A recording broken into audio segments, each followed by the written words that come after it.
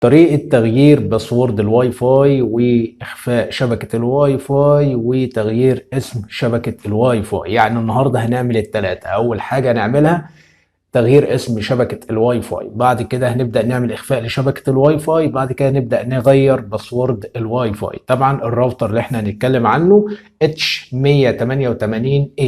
لو حضرتك عندك موديل الراوتر ده H188A سواء بقى في شركة اورنج، فودافون، اتصالات، فهو الشرح ليه. اول حاجة يا شباب هنبدأ نفتح متصفح زي كده، ولو حضرتك عايزني اشرحه من خلال الموبايل سيب لي كومنت في اسفل الفيديو وقول لي عايزين الطريقه دي من خلال الموبايل واحنا نشرحها من خلال الموبايل، مفيش مشكله. تمام. اول حاجه بقى نكون فاتحين متصفح زي كده ونكتب 192.168.1.1.1 وهنقول انتر.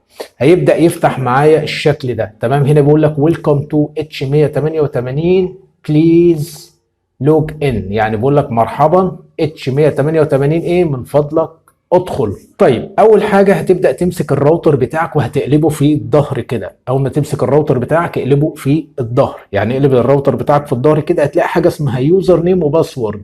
يوزر نيم والباسورد هتلاقيه مكتوب في ظهر الراوتر، نكتبهم وبعد كده نرجع نشوف هنعمل ايه.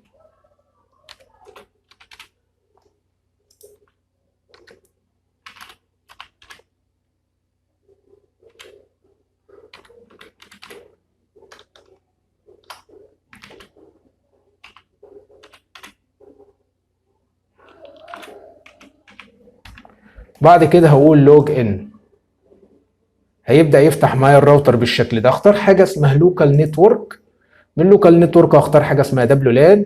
بعد كده هبدا اضغط على حاجه اسمها دبليو لان اس اس اي دي كونفيجريشن، هنبدا نضغط عليها. هيبدا يفتح معانا الشبكات دي كلها. تمام. حضرتك شوف الشبكه اللي انت مفعلها وابدا ادخل عليها عشان نعمل فيها الاعدادات. انا بالنسبه لي قافل كل الشبكات ما عدا شبكه واحده اس اس اي دي 2، فهي اللي مفعله عندي وانا مفعلها. تمام. فهبدا اضغط على الشبكه اللي انا عامل لها تفعيل. بعد كده يظهر معايا بالشكل ده. هنا بقول لك اس اس اي دي نيم، يعني اكتب اسم الشبكه. هنكتب اسم الشبكه، طبعا انا كنت مسميه ايه، هكتبه مثلا احمد، هكتبه مثلا عمرو.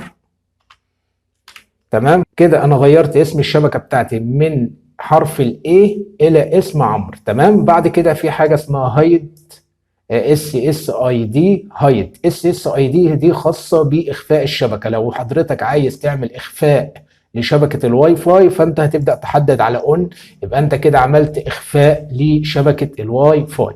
تمام. بعد كده نبدا نختار الحمايه بتاعتنا، نختار اخر حاجه. رابع حاجه يا شباب هنيجي عند الباسورد وهنعمل كده وهنبدا نمسح الباسورد بتاعنا. تمام. هنبدا نكتب مثلا الباسورد الجديد، مثلا ممكن نخليه عمرو مثلا، عفوا عمرو ات 23. تمام. طيب انا دلوقتي هو ظاهر نقط وانا خايف لو كنت كتبت حرف زياده حرف ناقص اعمل ايه؟ هتبدا تضغط على المربع ده اسمه شو باسورد، هتحدد على المربع ده. خلاص هو ظهر لك كلمه السر بتاعت الواي فاي او الباسورد بتاع الواي فاي، فانت هتبص هتلاقي عمرو ات 123.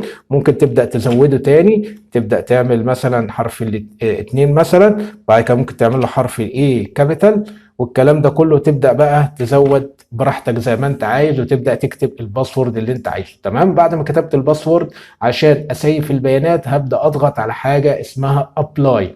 مجرد ما ضغطت على ابلاي بالشكل ده، تضغط على ابلاي هنا، خلاص هو حفظ البيانات اللي انت عملتها. تمام. فبالتالي هتبدا تستخدم البيانات الجديده اللي انت عملتها. انا بالنسبه لي مش هضغط على ابلاي لان انا مش عايز اغير اعدادات الواي فاي بتاعتي. اتمنى اكون افدتكم. لو عجبك الشرح لا تنسى الاشتراك في القناه وفعل الجرس على الكل، وسيب لي رايك في كومنت. ولو حابب نعمل الخطوه دي من خلال الهاتف المحمول سيب لي برضو اسفل الفيديو وقول لي عايزين الطريقه دي من خلال الهاتف المحمول او الموبايل، فما فيش مشكله نبدا نسجل فيديو ونبدا نعرضه على حضراتكم.